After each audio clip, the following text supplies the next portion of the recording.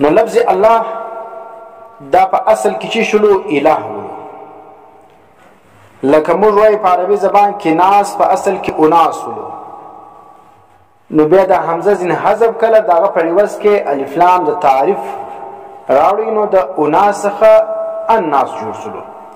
دا رقم لفظ الله په اصل کې اله ولو، د حمزه چې ځین حذف کله دغه په عوض کې الف لام راوړي، نو د اله څه چې جوړ شلو الله جوړ شلو. د اله اطلاق پر هر معبود باندې کیږي، که حق وي که باطل وي، خو وروسته دغه استعمال پر معبود یا حق باندې دا غالب شلو، معنا پر حق معبود باندې دغه اطلاق غالبا کیږي. لکه موږ چې وایو نجم چې کم دی دا نوم دی د هر ستوري، خو لیکن دغه وروسته د دې استعمال پر ثریا باندې غالب شلو. او دا اله توری په حذف د حمزه سره دا مختص دی په معبود بالحق باندې، ځکه چې حمزه د ځین حذف کله دا په واسه د الف لام راوړي، لفظ الله جوړ شلو. نو اوس لفظ الله چې کوم دی دا خاص دی د معبود حق سره. د دې اطلاق د الله ما سره په بل ذات باندې کیږي نه، دغه لفظ الله چې کوم دی دا موصوف واکي کیږي، صفت نسوه کې کېدلای. یو خبر دا ځکه د لفظ الله لام چې کوم دی دا بډک وای، څه وخت چې د مخ کې زما واقع یا فتح واقع وي، او نرم به وای څه وخت چې د مخ کې زیر واقع وي کسره واقع وي. خو جمهور چې کوم دی هغه د اول کول د کړی دی، مختار کړی دی.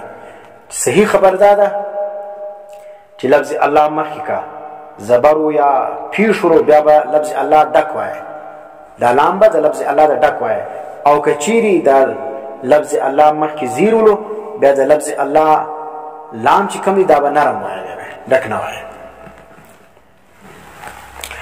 الرحمن الرحیم، رحمان څه ته وایي او رحیم څه ته وایي؟ رحمان دا وزن د فعلان دی، مشتق دی د چا څخه؟ د رحیم څخه. رحیم څه ته وایي؟ هو الذی وسعت رحمته كل شیء. رحیم هغه ذات ته وایي چې داغه رحمت او پراخ وي و هر شي لره. لکه موږ وایو غضبان من غضب، اوس رحمان او غضبان دا یو وزن دی. رحمان فعلان وزن د رحیم څه دی، او غضبان د غضب څه دی. نو غضب څه ته وایي؟ هو الممتلئ غضبا، چې هغه ډک وي د غضب څخه. دا رقم بیا رحیم څه دی؟ دا وزن د فعیل دی. لکه په عربي زبان کې مریض فعیل، رحیم مریض دا یو وزن دی. مریض د مرض څه دی. اوس رحمان او رحیم په دې کې مبالغه چې کوم ده په رحمان کې زیاده ده تر رحیم. ویلې مدارک لیکي المبالغه وای وفي الرحمن من المبالغه ما ليس في الرحیم. پر رحمان لفظ کې چې کوم مبالغه ده دا پر رحیم کې نه موجوده. ولی؟ وای لأن في الرحیم زیاده واحده وفي الرحمن زیادتين، وزيادة اللفظ تدل على زيادة المعنى. څونه وجه ذکر کړی ده. هغه وای علامه نصفی رحمه الله څه فرمایي؟ هغه په رحمان کې مبالغه تر رحیم زیاته ده. ولی؟ ځکه دواړه چې کوم دا خو مشتق د چا څخه؟ د رحیم څخه. نو رحیم کې ګور را د ح د میم دی، او رحمان چې کوم دا چې د رحیم څخه جوړ شوی دی، پاګه کې څو دي؟ دوی زیاتیانه. یو نون راغلی دی ګور په اخر کې، یو چې کوم دی پر میم باندې زبر کړه زبر، او پر رحیم کې چې کوم دی یو یې راغلی ده. نور هغه را ح میم یو یې پکې اضافه شوی ده. او قاعده دا ده چې زیاتوالی د لفظ دلالت کوي پر زیاتوالی د معنا باندې. نو پر رحمان کې الفاظ زیات دي، دا دلالت کوي په معنا کې چې د معنا زیاته ده تر چا؟ تر رحیم. ځکه وایي په دعا کې راځي یا رحمان الدنیا، اے رحمان د دنیا، ځکه الله په دنیا کې رحمان دی. ورحیم الاخره، اے د اخرت رحیمه. اوس الله ته رحمان الدنیا ولي وایي، رحیم الاخره ولي وایي؟ ځکه لانه يعم المؤمن والکافر. په دنیا کې رحمان ولې دی؟ ځکه چې الله چې کوم دی داغه رحمت عام دی مؤمن او کافر دواړو او آخرت د آخرت رحیم ولیدي یا الله په آخرت کې رحیم ولیدي لانه يخص المؤمن ځکه الله چې کوم دی په آخرت کې به خاص رحمتونه کوي پر مؤمن باندې نه پر کافر باندې په دنیا کې الله په مؤمن او پر کافر پر دواړو باندې رحمتونه کوي او په آخرت کې خاص په مؤمن باندې نو ځکه الله تعالی ان الدنيا رحیم الاخره شان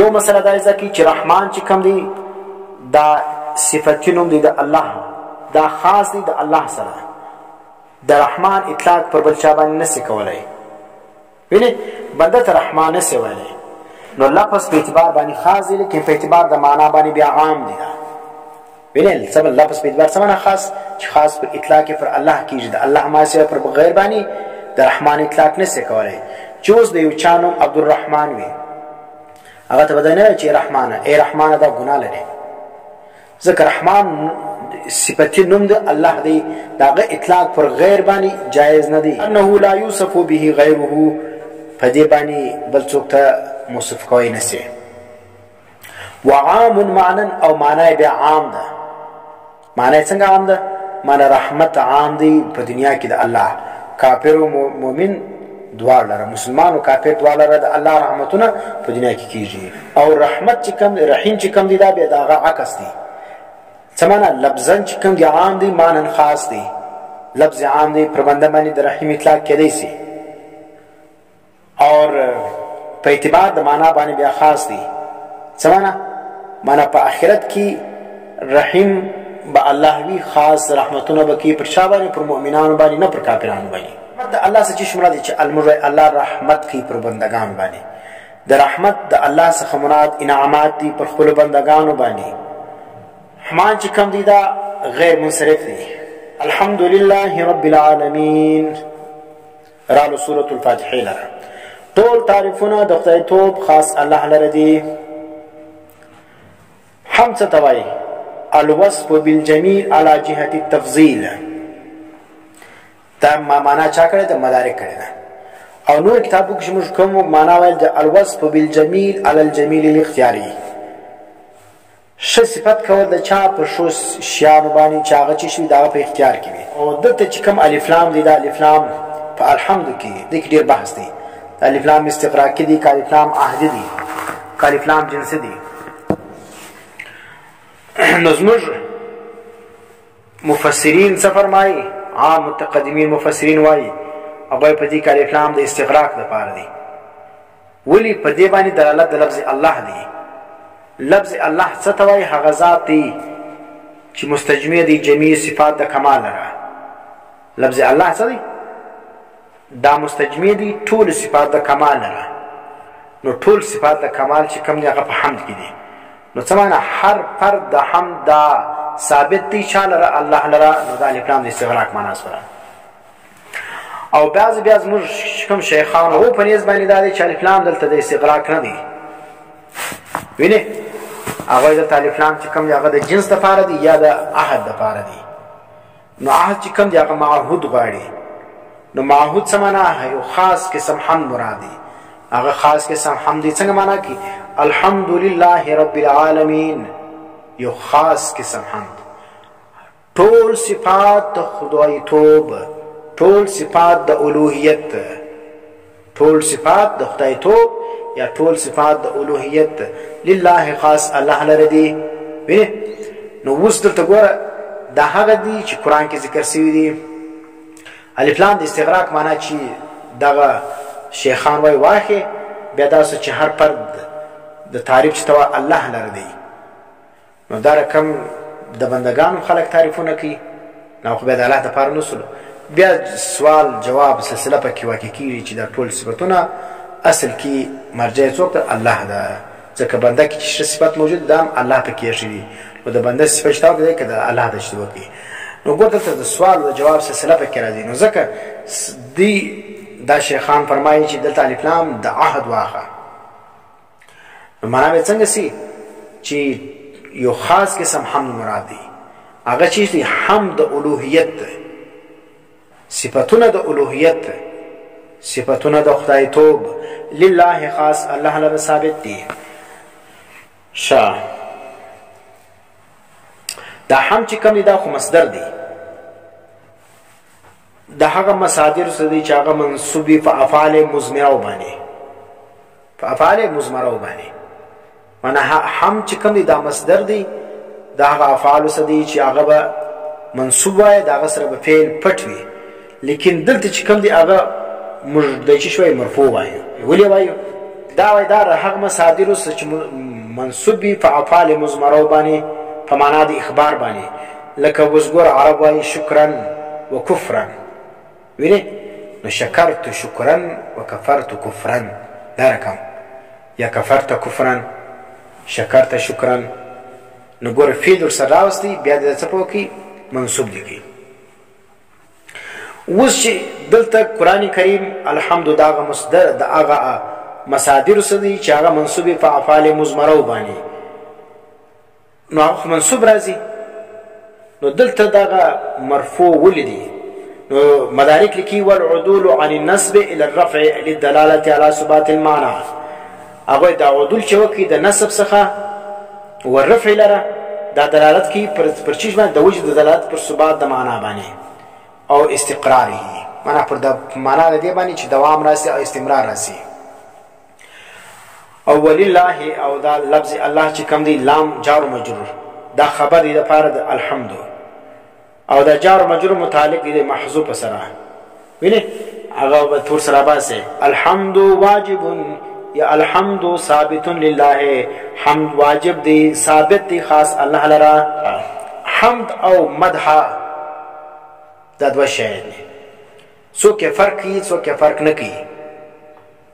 بعضی وایي حمد او مدح چې کوم دا دواړه یو شی سره، هو الثناء والنداء الجميل بالنعمه وغيرها، چې شي صفت وکي پر شي باندې هغه نعمت وي که غیر نعمت وي، لکه تو حمدت الرجل على انعامه وحمدته على شجاعته وحسبه، بینه او څوک بیا فرق کوي چې حمد پر اختیاري باندې راځي او مدح چې کوم دا پر غیر اختیاري باندې راځي.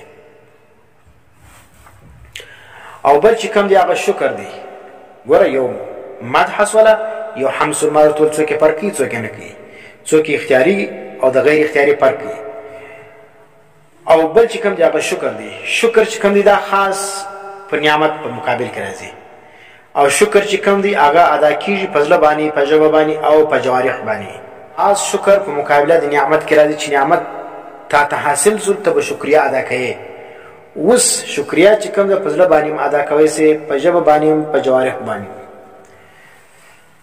او بل چې کوم دی هغه دا حمد چې کوم دی دا به خاص دی په ژبه باندې. حمد په ځل باندې کیږي په جوارح باندې کیږي. نو ځکه دا حمد چې کوم دی بعض علماء دا یو شعبه د شکر ده، لکه حدیث کې راځي الحمد رأس الشکر ما شکر الله عبد لم يحمده، وای حمد چې کوم دی دا د شکر رأس دی. یو بنده د الله شکر نسی ادا کولی تر څو پورې د الله حمد کې بیان ده. یو دا شی زده کی چې نقیض د حمد دا چی راځي زم راځي، او نقیض د شکر چی راځي دا کفر راځي. الحمد لله رب العالمین، دا الحمد لله دا دعوه سره، دا دعوه سره. نو دعوه سره کوم سره ټول صفاتونه د خدای توب، ټول صفاتونه د الوهیت خاص الله لره ثابت دي، ځکه ثابتون موږ متعلق سره وایي. رب العالمین چې رب دې د ټول عالم، دا دلیل اول دی. الرحمن الرحیم دا پر دعوه باندې دلیل دویم دی. مالک یوم الدین دا دریم دلیل دی. ګوره الحمدلله دعوه سره، رب العالمین یو دلیل سلو، الرحمن الرحیم دویم دلیل سلو، مالک یوم الدین دا دریم دلیل سلو. اوس رب څه ته وایي؟ رب وایي مالک لره، وینې.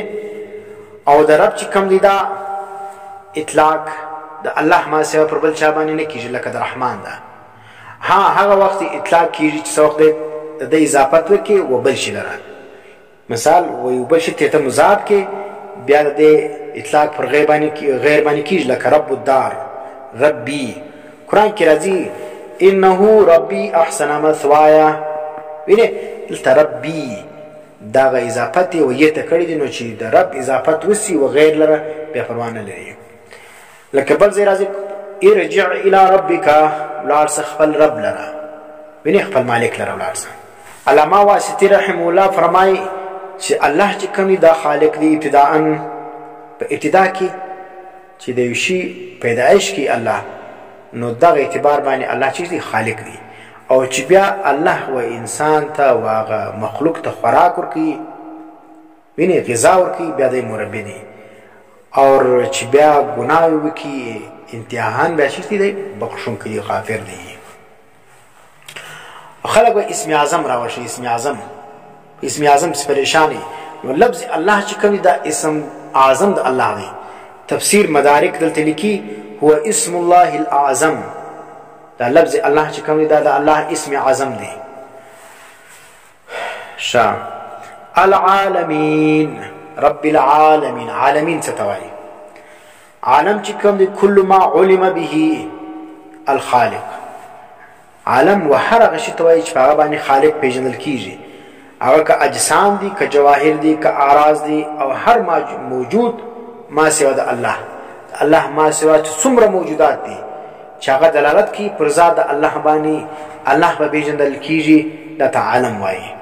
نو عالم چې کوم دی یو معنی دا کل ما علم به الخالق، هر هغه شی دی چې په هغه باندې خالق پیژندل کیږي. یا دوی معنی دا ده چې موجود سوى الله ته وایي، الله ما سوا څومره موجودات دي دا ټول عالم دی. بیا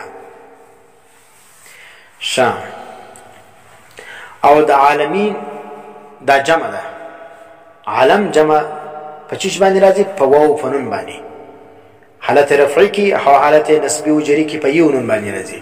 الرحمن الرحیم، دریم شی دویم دلیل چې کوم دی الرحمن الرحیم، الله عام مهربان دی، الرحیم خاص مهربان دی.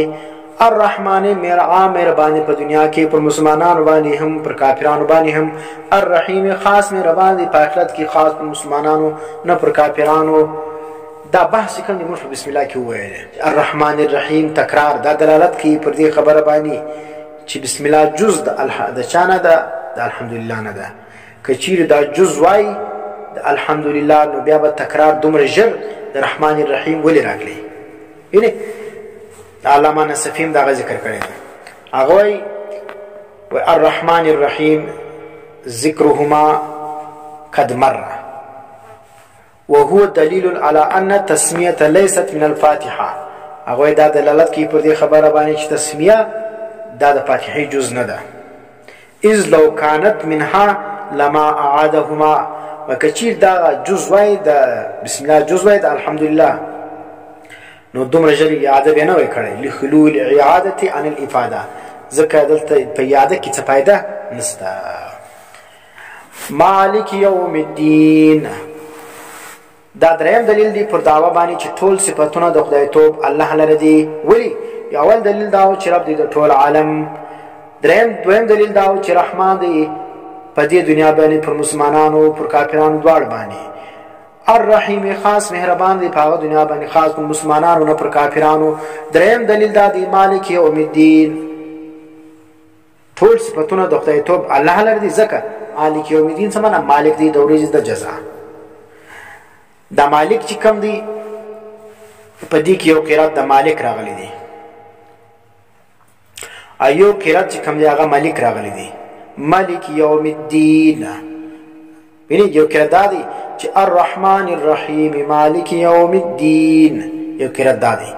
یو قرات دا دی چې الرحمن الرحیم مالک یوم الدین، مالک توریم راغلی دی قرات. نو مالک چې کوم دی د مالک او د مالک لږ فرق دی. ملک په مرتبه کې غټ دی، ویني مالک په مرتبه کې لږ کشنی دی.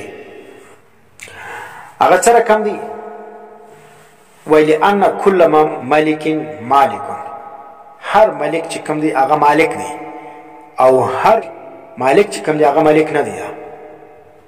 ویني هر ملک دا مالک دی، او هر مالک چې کم دی هغه مالک نه دی. ولی ان امر الملک ينفذ على المالک دون عکسه. امام ابو حنیفه رحمه الله په نسبت دا ملک کرت دی، امام ابو حنیفه رحم الله څوی هغه به قرات دا په نسبت مختار شي ملک یوم الدین دی. دا اوس یوم الدین یوم الدین څه چې مراد یوم الجزاء مراد هغه ورځ چې هغه باندې به انسانانو ته جزا ملاويږي چې څه کوم عمل کړي هغه رقم به جزا ورته ملاويږي. ایاک نعبد و ایاک نستعین. ایاک خاصتا نعبد یا الله مړ عبادت کو ایاک خاصتا څخه نستعین موږ مدد غواړو. دا ایا چې کوم دی پنيز د خلیل او د سیبوی باندې اسم مضمر دی. دا غورسته چې کم کاف دی دا پنيز د سیبوی باندې حرف خطاب دی. دا په ایا کې خو اتفاق دی چې دا اسم مضمر دی. پاتو په کاف کې به اختلاف دی د سیبوی او د خلیل. خلیل څه فرمایي هغه د حرف دغه سیبوی وای دا چې د حرف خطاب دی او خلیل فرمایي چې دا چې اسم مضمر دی. دا هغه وای دا ایا چې کوم دی دا مضاف سوی دی چاره و د اسم مضمر لره. کوفیان بیا څه فرمایي کوفیان بیا فرمایي هغه دا ایا ک دا مکمل ایا ک دا جلال ایا او ک دا دواړه یو شی سره دا یو توري دی. دا جلانه دی چې ایا جلا دی کاف جلا دی لکه خلیل او سیبوی چې ولې دا اسم مضمر دی او کاف د حرف خطاب دی. کوفیان فرمایي هغه دا یا کدا مکمل جلا اسم دی. اوس چې اسم سلو دا چې سلو مفعول دی خو کې سوی دی د نعبد فعل لپاره او فعل چې کوم دی هغه مخ راځي مفعول ورست راځي. دلته فعل ورست سوی دی مفعول مخ سوی دی د څه لپاره لقصد الاختصاص د لپاره د اختصاص لپاره. څه معنا چې موږ خاص تا عبادت کو یا الله موږ خاص تا عبادت کو نخصك بالعباده و اياك نستعين. دلته ګوره مفعول مختصو دي پر چا باندې پر فعل باندې موږ خاص تا څخه مدد غواړو د بل چا څخه نه غواړو. وزه دا ځکه دا استعانت دا پر دوه قسم دي. یو استعانت ما فوق الاسباب دی یو استعانت ما تحت الاسباب دی. استعانت ما فوق الاسباب څه ته وایي چې سبب نه موجوده ته دا چا څخه مدد غواړي. دا مدد خاص د الله سره دا مدد متصل د الله سره غواړي. نو کوز ګور دلته موږ ناستیو او سبب نه دی موجوده سړی आवाज کی و الله لره ګور ټلیفون نسته شي نسته و یا الله تماته پلانې شي راکې ویني. دا ما فوق الاسباب طلب د حوائجو دا د چا خاصیت دی دا د الله خاصیت دی دا صرف د الله څخه وایي. او یو چې کوم دی هغه شی د چا څخه غوښتل ما تحت الاسباب تر سبب لاندې یو سړی دلته موجود دی تور ته دا ګلاس راکا دا پلانې شی راکا هغه شی راوړه دا شی ویسه ویني وږي سولې ډوډۍ وخوره دا سبب تا استعمال کی تر دې یو بو استعمال کا یخ دی وسلو ور ولګا ګرمي دی وسو ولمېږه دا اسباب تحت چې کوم دی هغه ژوند تیږي. نو ما تحت الاسباب امداد غشتل دا بیا د چا سکیږي د بندگان سکیږي. اوس ما فوق الاسباب مدد بسد الله سغواړي شته په دې ځای باندې ناز دی ذریعہ نه ده موجوده او ستاسو د عقیده ده چې الله په ما باندې عالم دی الله په ما باندې قدرت لري الله چې کوم دی هغه مختار دی هر څه کوي سي.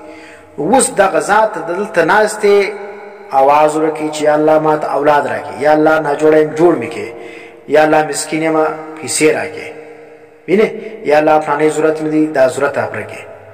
اوس بظاهر خو ستاسو د الله ما بین کې اسباب نشته ویني نه دی غواړي چې ټلیفون نیولې دي نه دا رقم دی چې الله برای راست ویني ته تګایږي.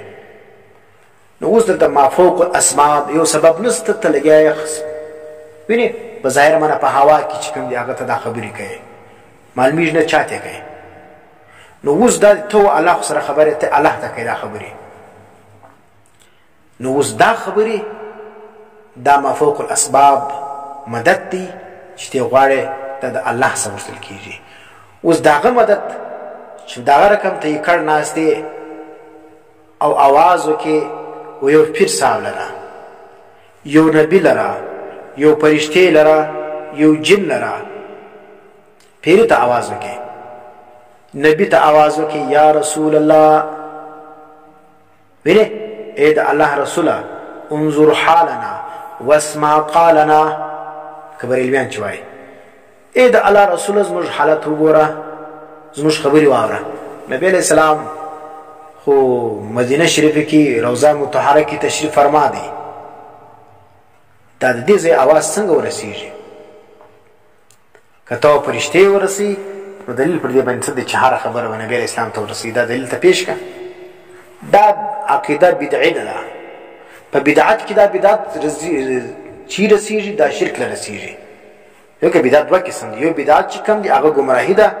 یو بدعت چې کوم دي هغه شرک دي دا داسې په عقیده کې بدعت دي چې دا شرک له رسیږي نو اوس دا شی چې دې ځای ناست आवाज کوي یا رسول الله زما مدد وکړي زما خبري واوري نو نبی اسلام مبارک ودا کې د شرکی سي بدعي بسي لیکن د فرعون پیر مبارک سرکی د پارز ته وانه دا شرک نه دي دا خالي بدعت سره اوس ته دا आवाज کوي یا شیخ عبد القادر جیلانی زما مدد وکړه یا فرعون پیر کشتی می بچاو کا ویني اوس دا आवाज ته فرعون پیر ته وکي شیخ عبد القادر جیلانی ته دی وکي نه ټلیفون ستا نه واسطه ستا نه فرشته ستا نه شي ستا په کومه ذریعہ باندې आवाज ورسېدی عقل نو معلومه خبر ده ستا به دا عقیده وي چې شیخ عبد القادر جیلانی دا عالم الغیب دی دا جلا خبره ده چې ذاتا نه دي دا عطاءن دي نو مشرکان خو خپل بوتان ته عطاءن علم غیب ثابتوي قدرت ثابتوي تصرف ثابتوي ستاو د مشرکین مکه او مابین کې څه فرق دی مشرکین مکه او مې لبیک اللهم لبیک لا شریک لك لبیک الا شریکا تملكه وما ملك ګوره ولی الله ستاسو سره شریک نشته مگر هغه شریک چې ته مالک یا تا اختیار ورکړی دی د خپل اختیار نه لري تا اختیار ورکړی دی د خپل ذاتی اختیار نه لري عطا پتا باندې د چیز دی اختیار مند دی تملكه وما ملك ویله تا اختیار ورکړی دی خپل مالک نه دی او دا د عطا شرک په مشرکین مکه کې موجود وو نو تم راولان رسول شیخ عبد القادر جیلانی مبارک دا عقیده وساتله چې دا عالم الغیب دی په ما خبر دی الله دون علم ورکړی دی چې دا غزایسه د زما حالات ویني زما خبري اوري بیا څه کوي بیا خو دې دا عقیده هم ده خلیدانه ده نو چې عقیده دي دا سره چې عالم الغیب هم دی زما خبري اورم ویني مې هم اوس نو دا عقیده خو مر سره ساتي چې متصرف هم دی د اختیارمن هم دی ځکه کدا نه یو سره چې اختیار نه لري بیا خالي په لیدلو په کتل باندې خو دې ساکار نس کولای نو ستا عقیده دا چې ویني مې هم زما خبري اورم اور د متصرف هم دی په کائنات کې شو او بد انسانان ته رسوي سي خیر او شر رسوي سي مالداری او مسکنت کوم خلکو تور کوي سي اولادونو کوي سي ویني خلکو ته ټکري ورسوي سي نو استاد کې د سولج دی متصرف هم دی مختار هم دی دا عقیده د غیر په باره کې دا بالکل شرک ده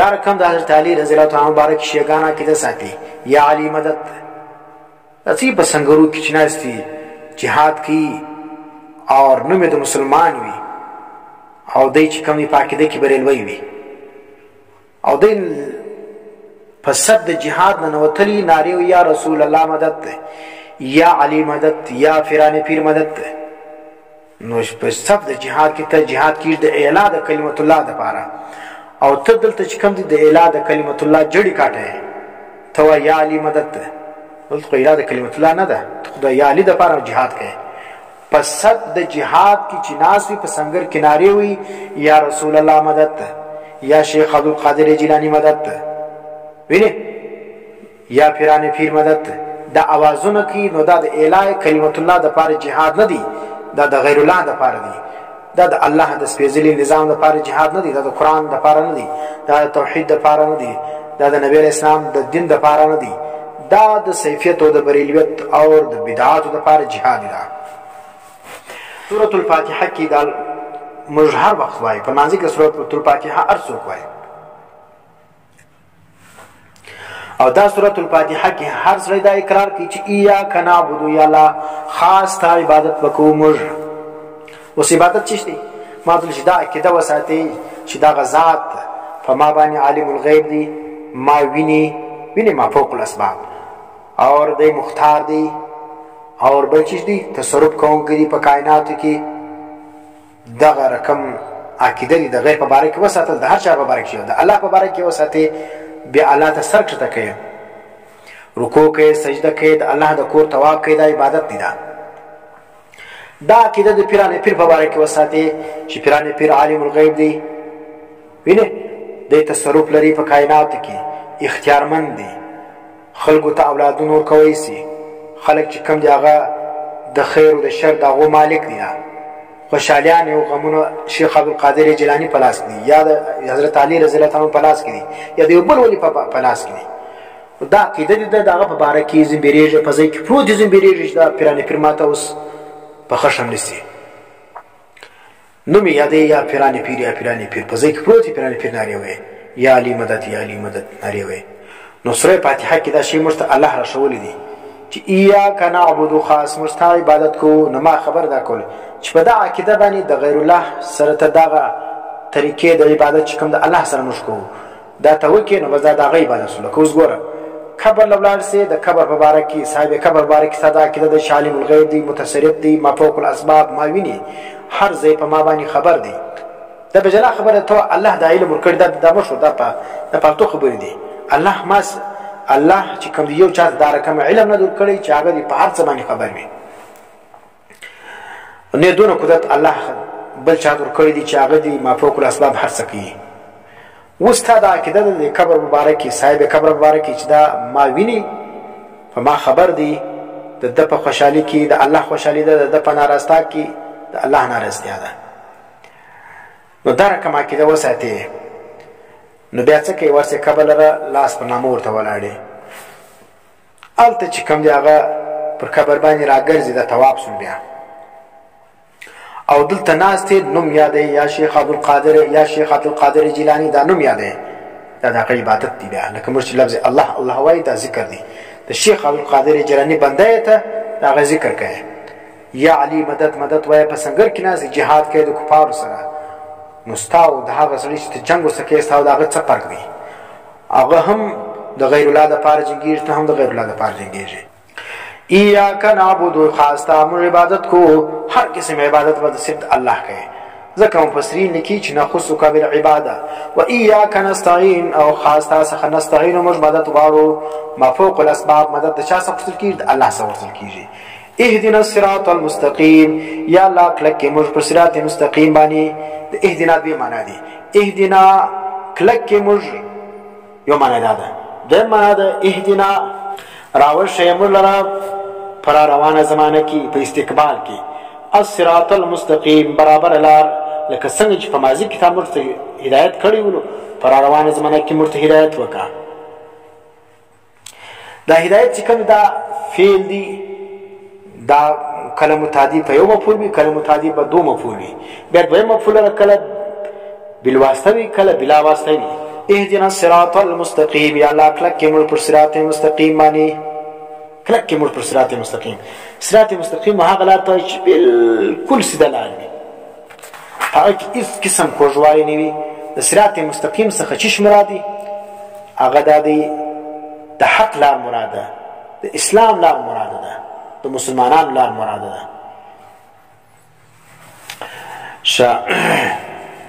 صراط الذین انعمت علیهم، دا بدل دی دا صراط مستقیم څخه، او بدل مبدل منه کې تاکید د عامل وي. نو چې الته دا ول چې اهدنا الصراط المستقیم، نو دلته هم دا دی اهدنا صراط الذین انعمت علیهم. دا ورشي مرته صراط لا ده کسانو چې انعام کړی دی په دې باندې. دا صراط مستقیم کې یو خبره صفات صراط مستقیم څه چی مراد دی؟ صراط مستقیم څخه بعض علما وايي چې د څخه مراد د الله توحید مراد دی. سمانا چې یو سړی موحد سلو د الله توحید یې ومني، بس دا سړی چې کوم دا پر صراط مستقیم دی.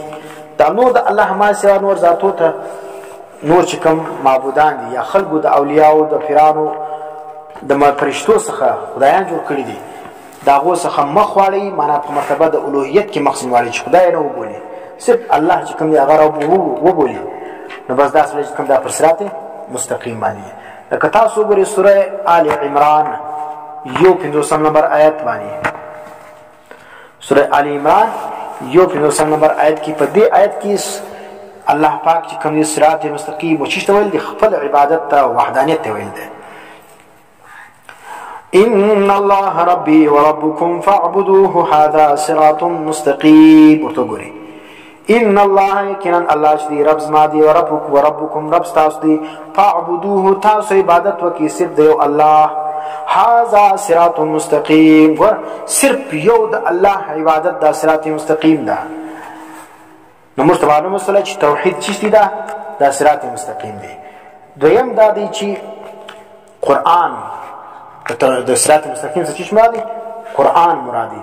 لکه سوره انعام وګوره 126 نمبر آیت، 126 نمبر آیت کې وګوره سوره انعام کې، البته د صراط مستقیم څخه مراد څه دی؟ قرآن کریم دی. وهذا صراط ربك مستقيما قد فصلنا الآيات لقوم يذكرون. هذا صراط ربك مستقيما، دا لار د دربستا مستقیما برابره، دلته قرآن مراد دی. دریم دا دی چې د صراط مستقیم څخه لار د انبیاء مراد ده، چې انبیاء کرام پر کومه طریقه باندې روان ول، هغه طریقه خپل که ته پر صراط مستقیم. دغه طریقې چې دا اوس ګور په موږ کې راځي دي، دا رواجونه ته وګوره، ته خلک پریشان دي چې یار موږ د چا د ومنو، یو چا د ومنه. قرآن کې الحمدلله کې تار وخت سوی صراط مستقیم، یا الله ما پر سیده لار برابر کې. هغه لار چې ته قرآن درښولی چې هغه لار د انبیاو ده. اوس ته وګوره دا ستا کم غم و شادي د انبیاو په دا طریقه کړی ول، دا ستا اسقاطونه دا مروج د انبیاو ګرځولي ولو، دا ستا دا رقم میلادونه انبیاء کرامو کړي ولو،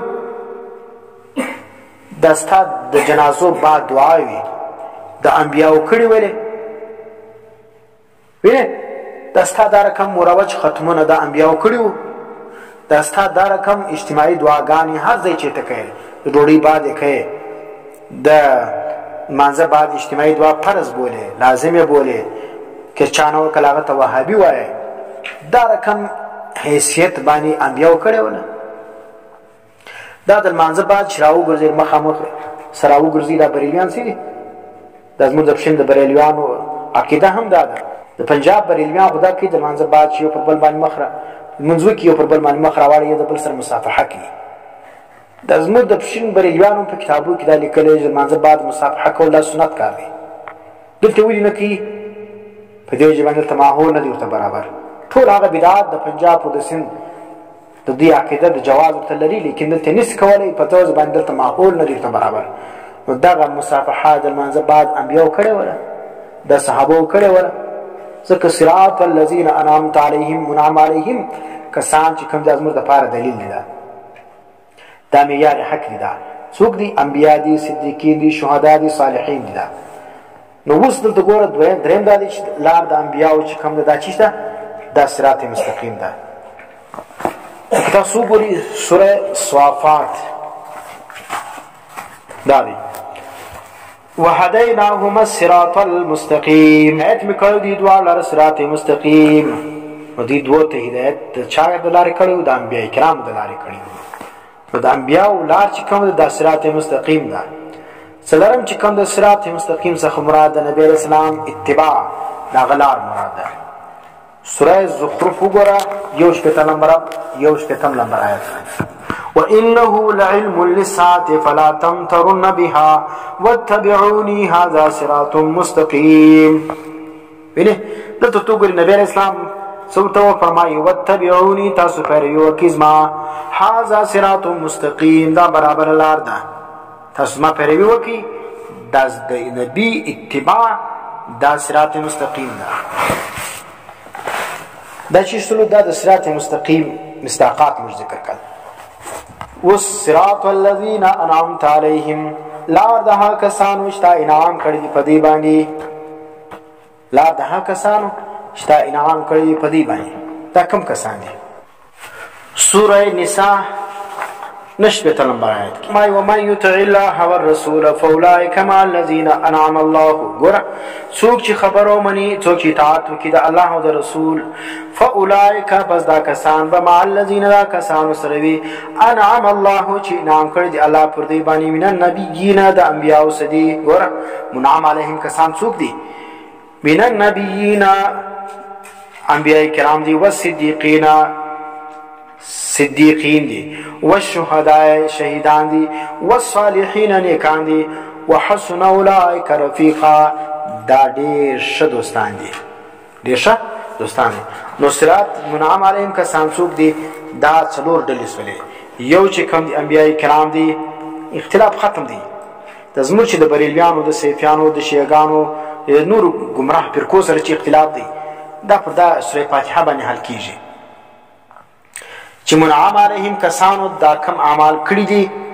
هغه وکي تاسو بس مرد سره اتفاق دي منعم علیهم کسانو چې کم اعمال نه کړی دا غوسه ځان وساتي دا سمور ستاسو اختلاف دي پر کوم بدعات باندې پر کوم رواجو باندې یا پر کوم عقاید باندې دا عقاید انبیاء کرام ولې کنه ولې انبیاء کرام صدیقین شهدا صالحین د دې کسانو دا عقاید ولې کنه ولې دا کم مروجه چې کوم شیان دي دا انبیاء کړي ولو صالحین کړي شهدا کړي ولو صحابه کړي نو کې کړي ولو بس اختلاف ختم دي کې نو کړي نو تول پر ټینګه پر دی باندې چې بس دا مباح دي دا پلانې دي دا پلانې دي صراط الذين لا دا کسانو انعمت عليهم استنعام کړي بدی باندې غیر المغضوب عليهم ولا الضالين دا غیر بیا بدل دي د چا د صراط څخه یا د الذين څخه وینه غیر ندی المغضوب علیهم چې غضب سوی دی په دې باندې ویني مدام منعم علیهم کسان څوک دي په دې باندې د الله غضب نه دی سوی لکه يهوديان ولا الضالين او گمراهان دي ویني دا منعم علیهم کسان نه مغضوب علیهم دي او نه گمراهان دي آمین په اخر کې به تاسو څنګه وای آمین معنا څه دي یا الله تدا کار وکي یا الله د دعا را قبول کړي